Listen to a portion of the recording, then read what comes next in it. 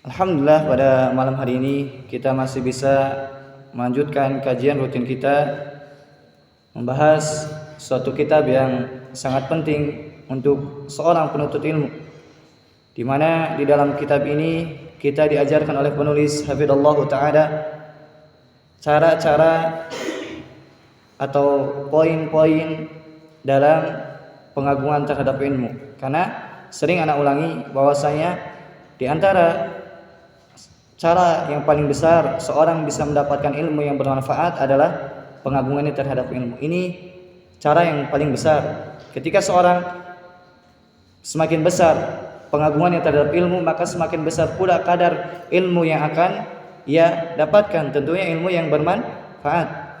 Karena barang siapa yang memuliakan ilmu, maka ilmu akan memuliakan dia di dunia dan di akhirat. Sebaliknya, siapapun yang tidak memuliakan ilmu, maka ilmu tidak akan memuliakannya.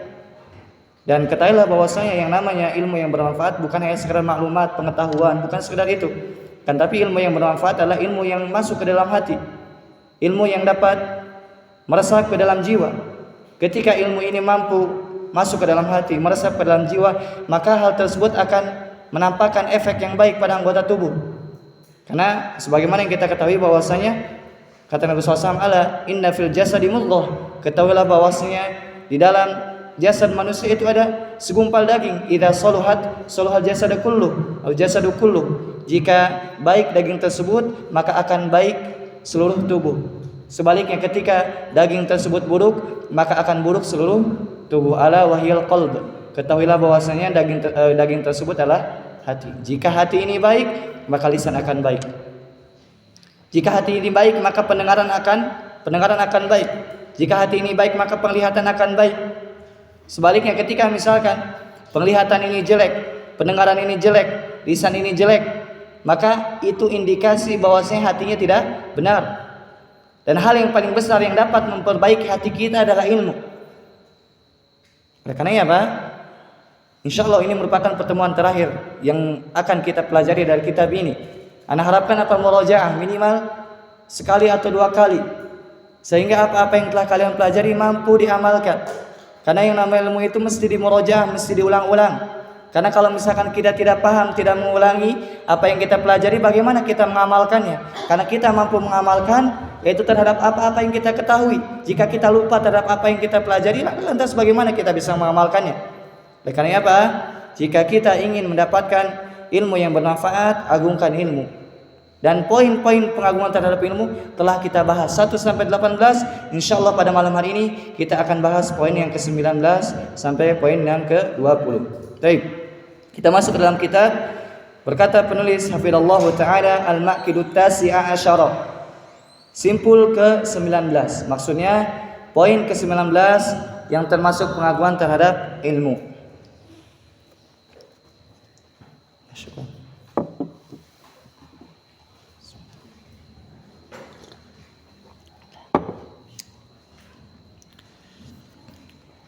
Yaitu syaraful qalbi bil ilmi wa ghalabatuhu alaih, yang artinya mencintai ilmu dengan sepenuh hati.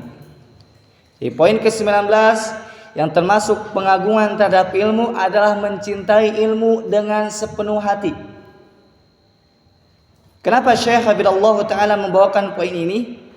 Karena sebagaimana yang telah kita ketahui bahwasanya al-ilmu tsaqil, ilmu itu berat. Ilmu itu tidak mudah.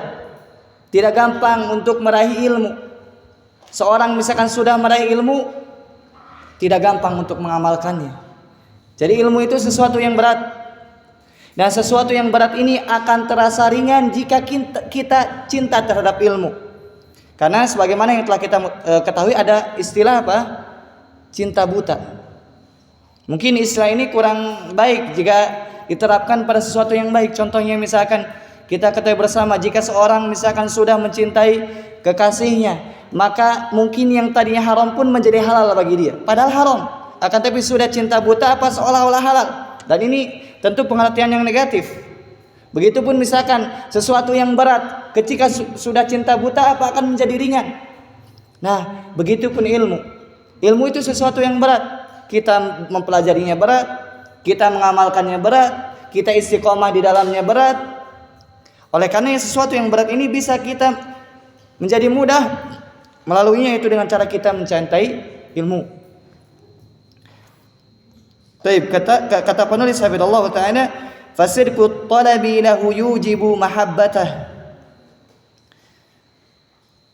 Jujur dalam menuntut ilmu, punya tekad yang kuat dalam menuntut ilmu, maka mengharuskan pemiliknya itu cinta terhadap ilmu. Jadi jika kita ingin mencintai ilmu, maka jujurlah di dalam menuntut ilmu. Maka hendaknya tekad kita itu kuat dalam menuntut ilmu. Kita dalam menuntut ilmu itu harus mempunyai cita-cita yang tinggi. Kita ingin memperbaiki diri kita, kita ingin memperbaiki keluarga kita, kita ingin memperbaiki masyarakat kita. Ini orang yang jujur dalam menuntut ilmu, bukan hanya sekedar dia lewati saja. Apalagi misalkan paksaan orang tua, atau misalkan daripada di rumah misalkan tidak punya jajan. Ini sesuatu yang salah. Orang yang niatnya seperti ini hanya dipaksa, hanya supaya dapat jajan dan lain sebagainya, ini kurang baik. Bisa jadi dia terus menerus menuntut ilmu, kurang hasilnya. Berbeda dengan orang yang sudah ada di dalam hatinya itu tekad, saya belajar untuk menghilangkan kebodohan pada diri saya. Saya belajar untuk menghilangkan kebodohan pada orang lain. Insya Allah orang yang seperti ini berhasil dalam menuntut ilmu. Kenapa? Karena dia mempunyai azimah, tekad yang kuat, jujur dalam menuntut ilmu. Nah, ketika seorang jujur dalam menuntut ilmu, maka akan timbul dalam hati dia cinta terhadap ilmu. Karena ketika seorang terus menerus bergelut dengan sesuatu, dia akan cinta terhadapnya. Seorang misalkan terus menerus bergelut dengan olahraga A, misalkan dia pasti cinta terhadap olahraga A tersebut. Begitupun misalkan dia bergelut dengan aktivitas tertentu, dia akan cinta dengan aktivitas tersebut.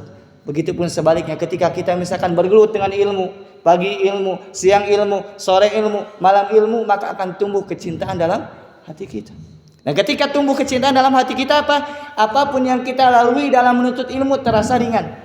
Sebagaimana kita misalkan seorang suami cinta kepada istrinya, kemudian misalkan istrinya ingin sesuatu hal, mungkin terasa berat jika dipandang oleh orang lain, tapi menurut orang yang ia cinta kepada orang yang ia minta darinya, itu terasa ringan, terasa mudah.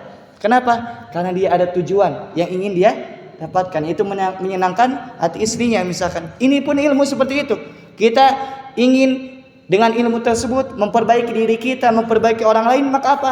Jalan-jalan yang tersulit tersebut akan mudah, akan terasa ringan. Yang penting apa? Tujuan saya tercapai. Saya bisa hilang kebodohan saya bisa menebarkan ilmu kepada orang lain. Karena ketahuilah bahwasanya di antara manfaat yang paling besar yang hendaknya kita berikan kepada orang lain adalah manfaat ilmu. Kita misalkan punya uang, diberikan kepada orang lain, ada manfaatnya tidak? Ada manfaatnya, tapi terbatas. Sebatas misalkan 1 juta, 2 juta, nanti hilang. Berbeda dengan ilmu, ketika kita mengajari mereka ilmu, kemudian mereka mempraktekannya dalam ibadah mereka terus seperti itu, kita dapat pahala dan mereka pun dapat pahala. Subhanallah, ini sesuatu yang besar yang hendaknya kita perhatikan. Makanya ana sengaja dalam malam Senin ini membahas kitab yang mulia ini, kitab yang agung ini, adab-adab penuntut ilmu, pengagungan terhadap ilmu, supaya apa? Supaya tumbuh dalam hati kita itu apa? Cinta terhadap ilmu, pengagungan terhadap ilmu, semangat dalam mengamalkan ilmu dan lain sebagainya. Taib. Wa ta'alluqul qalbi bihi. Dan ketika seorang jujur dalam menuntut ilmunya, punya tekad yang kuat, maka hatinya akan bergantung terhadap ilmu. Sedikit-dikit ilmu, sedikit-dikit ilmu, dan seterusnya. Wala yanalul 'abdu darajatal ilmi hatta takuna ladzatul kubra fihi. Perhatikan sini. Kata penulis hafizallahu taala, seorang hamba tidak akan mendapatkan derajat yang tinggi dalam keilmuannya sampai kelezatan terbesarnya itu bersama ilmu. Ana ulangi.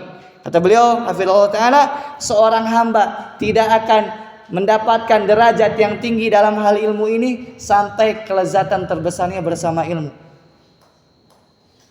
Sini jangan ada yang ketawa-ketawa. Perhatikan sini. Jadi ketika seorang misalkan serius dalam belajar, pasti dia memperhatikan. Sebagaimana perkataan beliau, seorang tidak akan mendapatkan derajat yang tinggi dalam keilmuannya sampai kelezatan terbesarnya adalah dengan ilmu. Jika seorang misalkan hanya sekedarnya saja dalam belajar, kita saksikan. Dan ini misalkan kalian ingat-ingat pada hari ini, pada malam hari ini. Kemudian nanti lihat kalian berapa tahun kemudian, 5 tahun kemudian, 10 tahun kemudian, pasti yang jadi orang yang bermanfaat dalam ilmunya lah orang yang semangat, orang yang sungguh-sungguh. Kalian bisa diingat-ingat perkataan ini. Orang yang pasti 5 tahun kemudian, 10 tahun kemudian, yang mungkin dia manfaat ilmunya, bisa menyebarkan ilmunya ke masyarakat, pasti orang yang semangat, pasti orang yang serius. Adapun orang yang hanya belajar begitu saja, berlalu begitu saja, namanya tenggelam. Kenapa? Karena dia tidak sungguh-sungguh, tidak semangat dalam belajar, tidak mengamalkan ilmunya. Oleh karena ya, kita saksikan para ulama itu, mereka kenapa harum namanya, kenapa nama mereka dikenang dari dulu sampai sekarang, ya disebabkan ilmu. Setelah keutamaan dari Allah Subhanahu wa taala. Sebaliknya misalkan para raja tidak dikenal, kemudian para penguasa tidak dikenal, karena mereka tidak berkaitan dengan ilmu. Oleh karena jika kita ingin dikenal nama kita sepanjang masa, pelajari ilmu dan amalkan ilmu, sebarkan ilmu, pasti dikenal. Tapi ingat, jangan sampai ini tujuan utama kita. Tujuan utama kita adalah menyebarkan ilmu ini kepada orang lain. Urusan kita dikenal apapun tidak, itu terserah Allah Subhanahu wa taala. Jangan kita niatkan. Adapun misalkan nanti kita terkenal, itu alhamdulillah. Jika tidak, ya tidak ada masalah. Yang penting ilmu kita tersebar, ilmu kita manfaat. Orang yang mendengarkan kajian-kajian kita itu apa? Ikut berubah. Yang tadinya kurang baik menjadi baik, yang tadinya akhlaknya buruk menjadi baik, dan seterusnya. Yang ibadah yang tadinya kurang menjadi semangat misalnya. Kemudian selanjutnya, wa innama tunalu ladzatul ilmi bi salasati umurin dzakaraha Abu Abdullah Ibnu Qayyim rahimahullah.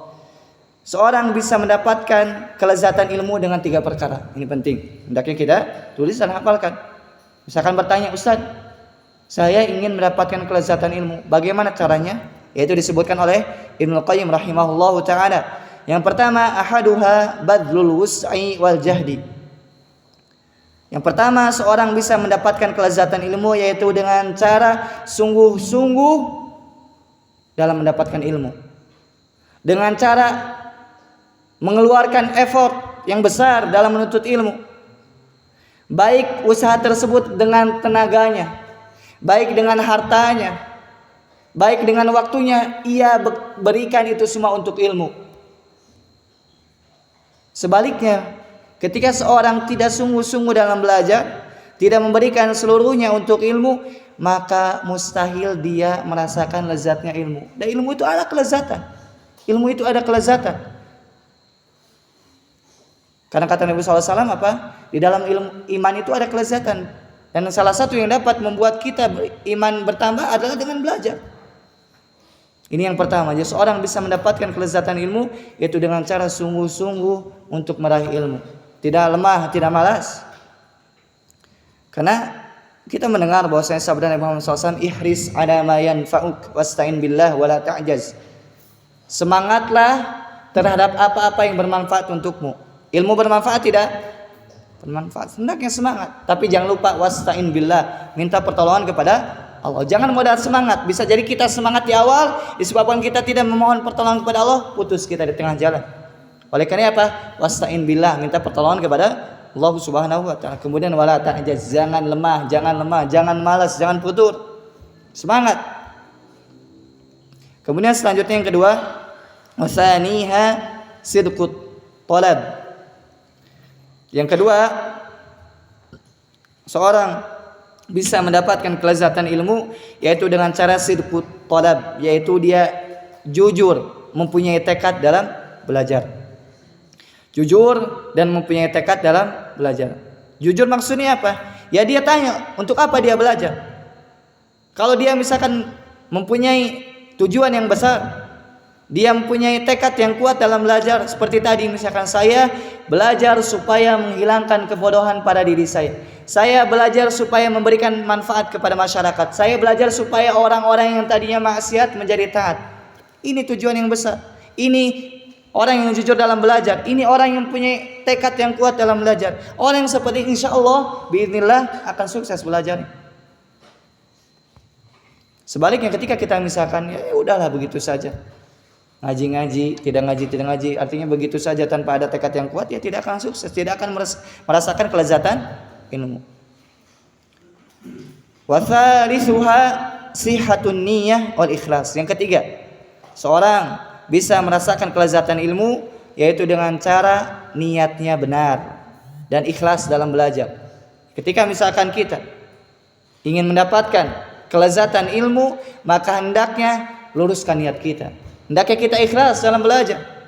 Kata Imam Ahmad rahimahullahu taala, al-ilmu la ya'diluhu syai' idza sahhat niyyatuhu. Ilmu itu tidak ada tandingannya sama sekali. Artinya apa? Dalam hal agama, dalam hal ketaatan, ilmu itu tidak ada tandingannya. Akan tetapi dengan syarat apa? Idza sahhat niyyatuhu, jika niatnya benar.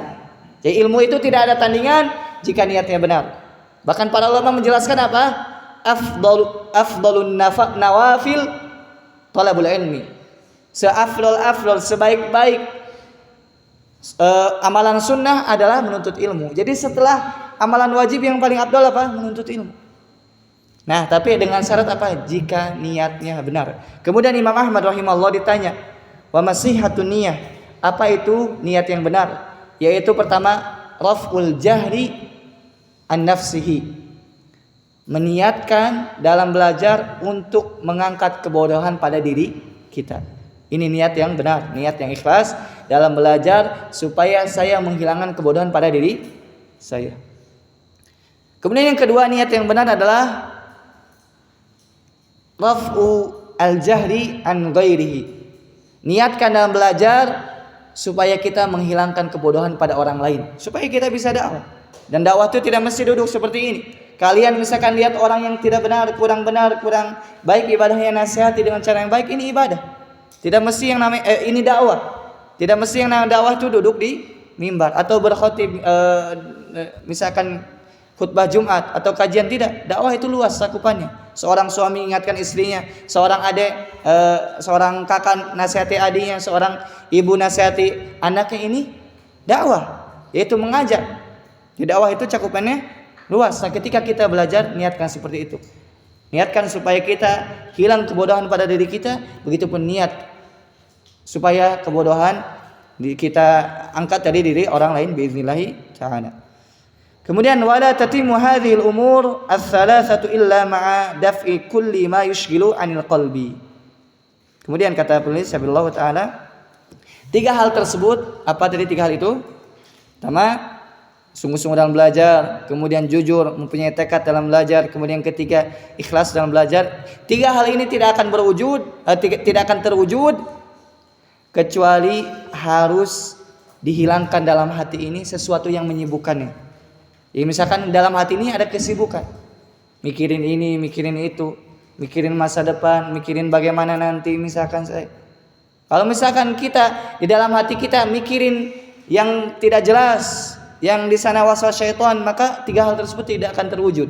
Kapan tiga hal tersebut terwujud? Yaitu ketika kita mampu mengosongkan hati kita sehingga kita fokus belajar, tidak ada pikiran sana ke sini, tidak ada waswas bagaimana masa depan kita. Urusan masa depan ya kita tetap ikhtiar, tapi jangan sampai apa? Tujuan terbesar kita bagaimana memikirkan masa depan. Masa depan itu apa? Di tangan Allah Subhanahu wa taala. Tugas kita apa? Ketika kita misalkan mulai belajar, pasti masa depan kita baik, pasti itu. Jangan sampai misalkan ada istilah apa? Kalau kamu belajar ilmu agama, nanti masa depan kamu mau jadi apa? Nanti kalau kamu misalkan nikah sama istri kamu mau ngasih makan apa mereka? Pernah dengar ucapan seperti itu? Kita jawab apa? Ya kita kalau misalkan nikah sama istri, punya anak, ya kita kasih makan nasi lah. Gak mungkin nanti kita kasih makan batu. Kenapa? Karena mungkin ada istilah apa? Kalau seorang belajar agama itu madesu. Apa madesu? Masa depan suram. Betul tidak? Tidak. Bagaimana masa depan suram jika belajar agama? Emang agama ini menghalangi seorang dari dunia?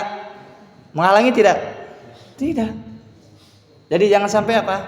Saya tidak mau belajar agama. Kenapa? Takut tidak dapat pekerjaan nanti di masa depan. Subhanallah.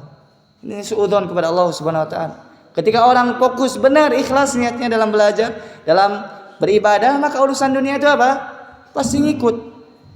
Man kanat hammatuhu ad-dunya farraqallahu amrah wa ja'ala faqrahu baina ainihi wa la ya'ti minad dunya illa ma kutibalah atau kama qala. Kata Nabi sallallahu alaihi wasallam, jika seorang tujuan terbesarnya adalah dunia, saya ingin dunia, itu dunia, semuanya dunia, kata Nabi sallallahu alaihi wasallam apa? Farraqallahu amrah, Allah jadikan urusannya cerai-berai. Ingin A enggak dapat, ingin B enggak dapat. Cerai-berai. Meskipun dapat misalkan enggak jelas. Misalkan istilahnya apa? Kaki di kepala, kepala di kaki. Saking apa? Saking luar biasa ngejar dunia, istrinya ditinggalkan, anaknya ditinggalkan, sibuk. Ternyata setelah mendapatkan harta yang banyak meninggal dunia. Subhanallah. Capek dia. Kenapa? Tujuan terbesarnya dunia. Begitupun jika tujuan terbesarnya dunia, wa ja'allahu faqrahu baina ainai. Allah jadikan fakir, mata lihat itu apa fakir, meskipun sudah kaya raya tapi senantiasa dia merasa fakir, butuh hingga apa? Seterusnya seperti itu. Karena yang namanya manusia itu apa? Tidak mungkin merasa puas dengan harta. Pasti manusia itu tidak akan merasa puas dengan harta. Lau kana libni Adam wadiyan minadz zahab labtagha thaniyan, kata Nabi SAW. Jika seorang hamba anak Adam punya emas seluas lembah itu apa? Antara dua bukit, antara dua gunung. Nah itu lembah, luas sekali. Satu lembah emas semuanya, emas murni. Berapa kilo itu? Ratusan mungkin. Kita punya 1 kilo emas murni saja sudah kaya raya. Apalagi selembah, luar biasa kayanya. Akan tapi kata Nabi Muhammad SAW, la batagothanian, pasti dia mencari yang kedua. Tidak puas, meskipun sudah mempunyai 1 lembah emas, cari yang kedua. Bahkan kata Nabi SAW, jika dia sudah mempunyai 2 lembah emas, labtagothalisan, akan mencari yang ketiga. Tidak puas, mencari ketiga berupa emas. Wala yamla'u jawf ibn Adam illa turab. Kapan dia berhenti mencari dunia? Sampai dia isdad, wafat, meninggal dunia. Sudah kalau meninggal dunia tamat, berhenti. Intahal waktu, sudah selesai. Baru setelah itu apa? Dia menyesal. Harta yang banyak dia tinggalkan untuk ahli warisnya. Dia tidak mendapat bagian. Atau mungkin bahkan apa? Ahli warisnya pasea, apa pasea itu? Berantem. Bahkan mungkin apa? Sampai naudzubillah putus tali silaturahim disebabkan apa? Perebut warisan. Disebabkan apa? Perebut itu?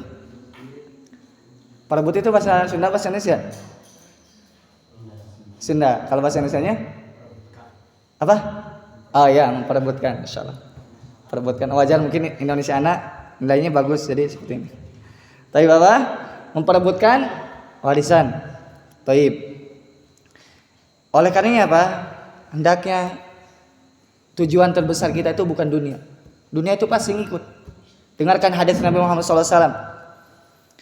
Wa man kanat niyatuhu al-akhirah, barang siapa yang niatnya itu akhirat, jama'allahu amrah, Allah akan mudahkan urusannya. Allah akan mudahkan urusannya. Jika kita niatnya akhirat, ini mudah, itu mudah, pengen cari pekerjaan mudah, pengen mudah, pasti Allah mudahkan. Jika kita tujuannya akhirat. Wa ja'ala ginahu fi qalbi, Allah jadikan kaya dalam hatinya. Sudah, hati ini merasa kaya. Kalau hati ini sudah merasa kaya, meskipun sedikit, terasa banyak, terasa besar. Apalagi kalau besar, terasa besar lagi. Yang sedikit aja jika bersyukur menjadi besar, apalagi yang besar. Kenapa? Karena yang namanya kekayaan itu terletak di dalam hati. Laisal ghina an kasratil ard, walakinnal ghina ghina nafs. Yang namanya kekayaan itu bukan kayanya harta, bukan. Yang namanya kekayaan itu kayanya jiwa. Karena bisa jadi seorang sudah kaya hartanya tapi jiwanya fakir, tidak merasa puas, yang besar pun terasa kecil. Terus dunia, meninggal dunia. Berbeda dengan orang yang dia itu hatinya kaya, sesuatu yang kecil pun terasa besar. Kuncinya di dalam hati kita itu. Kemudian tidak sampai di situ, kata Nabi SAW, wa ya'ti dunya wa hiya ragimah. Kemudian dunia datang kepada dia dalam keadaan hina. Sudah, dia fokus akhirat, dunia ngikut. Dalam keadaan hina itu dunia. Adapun orang yang tujuannya akhirat, maka apa? Walam ya'tihi minad dunya illa ma kutibalah. Meskipun seorang jungkir balik mencari dunia, 24 jam mencari dunia, tidak akan datang dunia kepadanya kecuali yang sudah Allah takdirkan. Sudah selesai. Oleh karena pilihan di hadapan kita, mau dunia mau akhirat. Kalau akhirat tujuan kita, insya Allah dunia ngikut. Kalau misalkan tujuan kita dunia, maka hanya 2 opsinya. Yang pertama, bisa jadi dunianya tidak dapat, kita rugi dunia dan akhirat, atau bisa jadi dunianya dapat tapi tetap kita rugi akhirat. Sudah, tujuan kita akhirat. Urusan dunia itu nanti ngikut. Itu janji Nabi Muhammad SAW. Yang pasti ketika Nabi Muhammad SAW bersabda, itu dari Allah Subhanahu wa taala. Wa ma yantiqu 'anil hawa in huwa illa wahyu yuha. Nabi Muhammad SAW itu tidak berucap kecuali wahyu dari Allah Subhanahu wa taala. Jadi dimulai dari sekarang, luruskan niat kita. Kita belajar itu untuk mendapatkan derajat tinggi di sisi Allah. Kita belajar untuk menghilangkan kebodohan pada diri kita. Kita belajar untuk menghilangkan kebodohan pada orang lain. Lihat misalkan masyarakat kita kebanyakannya taat atau maksiat. Masyarakat kita kebanyakannya maksiat, subhanallah. Dan hendaknya seorang muslim mempunyai cemburu. Cemburu yang besar. Kok masyarakat seperti itu?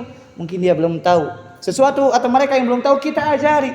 Dan kita mungkin tidak mungkin kita bisa mengajari mereka kecuali kitanya harus tahu. Faqidu syai' la yu'ti, kata pepatah Arab. Sesuatu atau orang yang tidak punya maka tidak akan memberi. Contoh misalkan kita tidak punya uang, mampu memberi uang tidak? Tidak. Begitupun kita tidak punya ilmu maka tidak akan bisa memberi ilmu. Oleh karena apa? Semangat. Kalian misalkan nanti di sini, anak sering ulang-ulang kelas 12, dimanapun kalian nanti berada tetap belajar. Jangan sampai tinggalkan majelis ilmu. Dimanapun kalian nanti kuliah, dimanapun nanti kalian belajar, hendaknya apa? Tetap datang ke majelis ilmu. Minimal sepekan sekali kajian rutin hadir di masjid-masjid. Ditambah lagi sekarang ada HP, alhamdulillah. Di sini bisa ada kajian-kajian asatidzah kita di YouTube dan sebagainya. Jangan main misalkan YouTube, lihat-lihat yang nggak jelas. Instagram misalkan ada juga kajian-kajian kita itu, video-video pendek ada. Pertanyaannya mau atau tidak? Jangan sampai justru main TikTokan misalkan, lihat wanita-wanita yang buka aurat, subhanallah. Haram tidak? Haram. Jadi HP ini ibarat apa? Pisau yang bermata dua. Bisa jadi manfaat, bisa jadi mudarat. Mudarat itu apa? Ya berbahaya. Taib. Kapan jadi manfaat? Ketika gunakan dalam ketaatan. Taib. Kita lanjutkan. Artinya apa? Inna ladzatal ilmi fawqa ladzati sultan. Sesungguhnya kelezatan ilmu itu melebihi kelezatan kekuasaan. Melebihi kelezatan tahta. Ana ulangi. Sesungguhnya kelezatan ilmu itu di atas kelezatan kedudukan dan tahta. Siapa yang ingin jadi presiden di sini? Nah, ketahuilah bahwasanya kelezatan ilmu lebih dari hanya sekedar kelezatan jadi presiden. Lebih.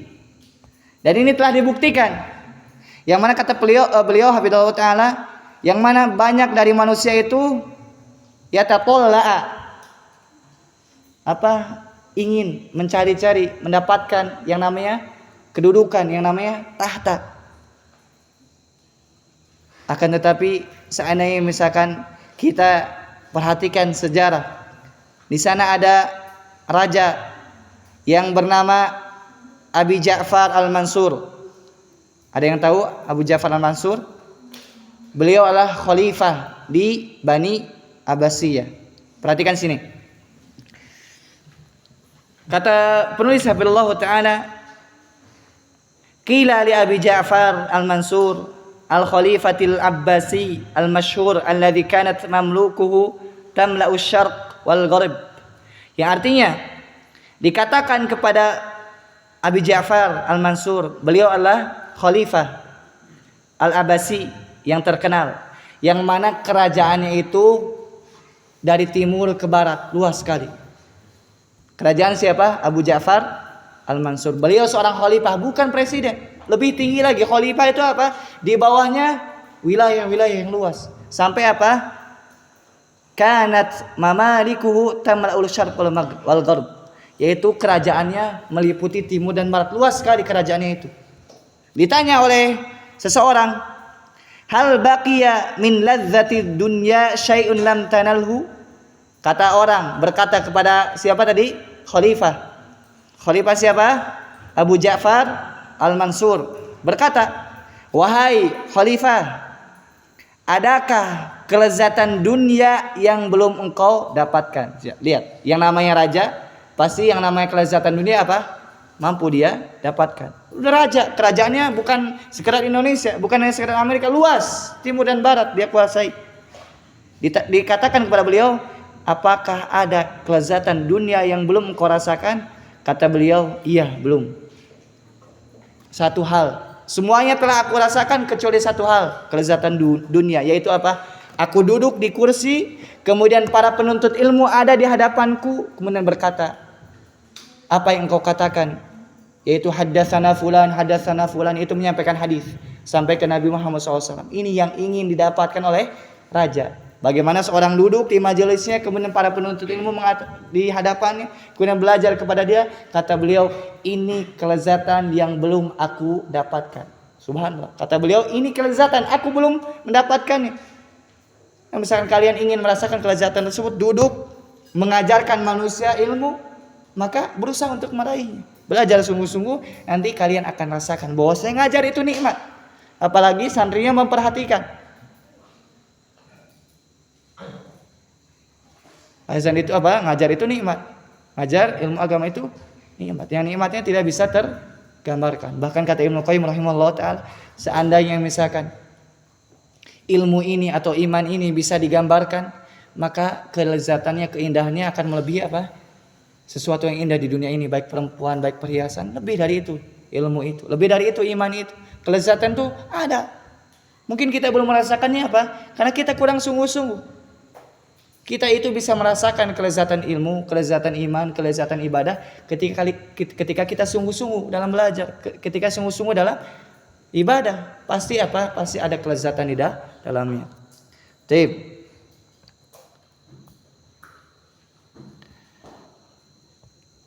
Kemudian kata beliau hafizallahu taala, wa mata umiral qalbu bil ladzatil ilmi saqatat ladzatul adati wa dhahalatin nafsu anha bal tastahilu al alamu ladzatan bihadhihi al ladzah.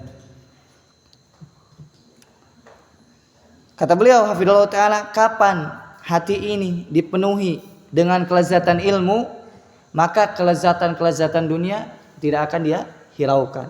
Sudah, berarti apa? Dia sudah merasakan kelezatan ilmu, apapun dunia yang datang kepada dia tidak akan mengalihkan dia. Kenapa? Sudah lezat, sudah merasakan nikmat.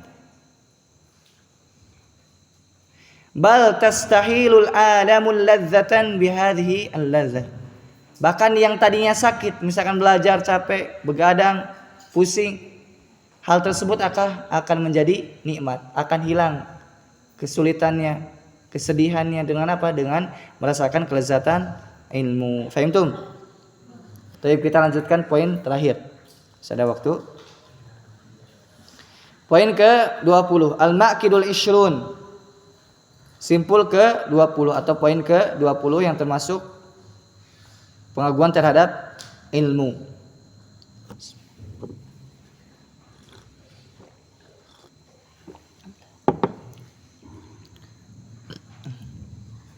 Taib. Yaitu hifdzul waqti fil ilmi. Artinya menjaga waktu dalam ilmu. Poin yang ke-20 adalah menjaga waktu dalam ilmu. Kata Ibnu Jauzi rahimahullah ta'ala, yanbaghi lil insani an ya'rifa syarafa zamani wa qadra waqti fala yudayyi'u minhu lahzatan fi ghairi qurbah. Yang artinya, sudah sepantasnya bagi manusia untuk mengetahui mulianya waktu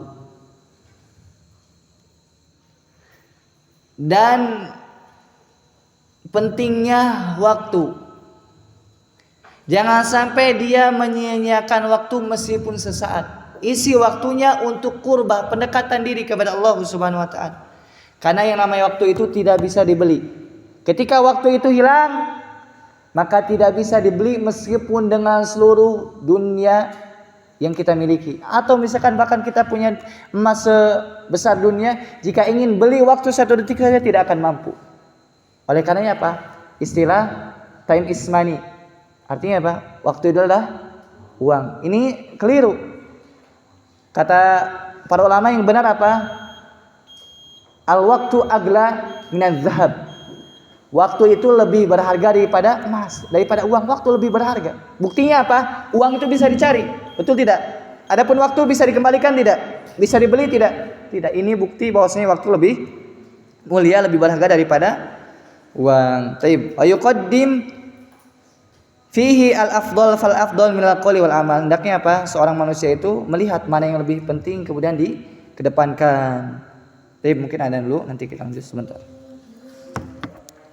Allahu a'lam. Tapi kita lanjutkan sebentar. Wa min huna azumat riayatul ulama lil waqt. Oleh karenanya kita saksikan para ulama itu apa? Sangat perhatian terhadap waktu. Hatta qala Muhammad bin Abdul Baqi Al-Bazzar,